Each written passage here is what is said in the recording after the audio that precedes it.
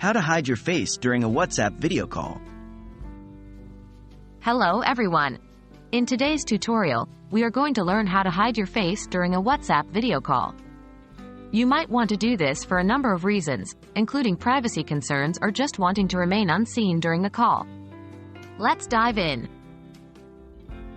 Why would you want to hide your face? Whether it's for maintaining privacy, feeling shy, or just not being in a visually presentable condition, there are numerous reasons why you might want to hide your face during a video call on WhatsApp.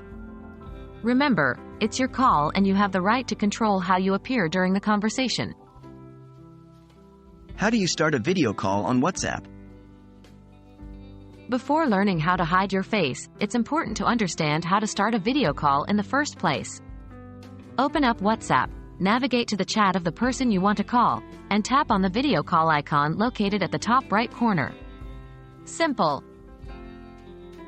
How can you hide your face during the call? There are a few ways to hide your face during a video call on WhatsApp. 1. Use the camera off button. This is the most straightforward way. After starting the video call, you will see a camera icon on your screen. Tapping this will turn off your camera, effectively hiding your face from the other party. 2. Switch to a rear camera.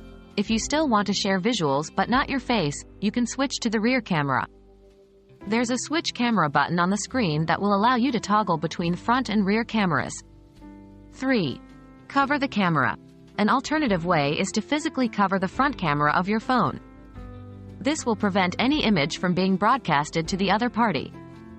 Remember, none of these methods disconnect the call or mute the audio. You can continue your conversation without any disruptions. And that's it. Now you know how to hide your face during a WhatsApp video call. It's all about knowing the right controls and using them effectively. Always remember, your comfort and privacy are paramount during these calls. We hope this tutorial has been helpful, and happy video calling!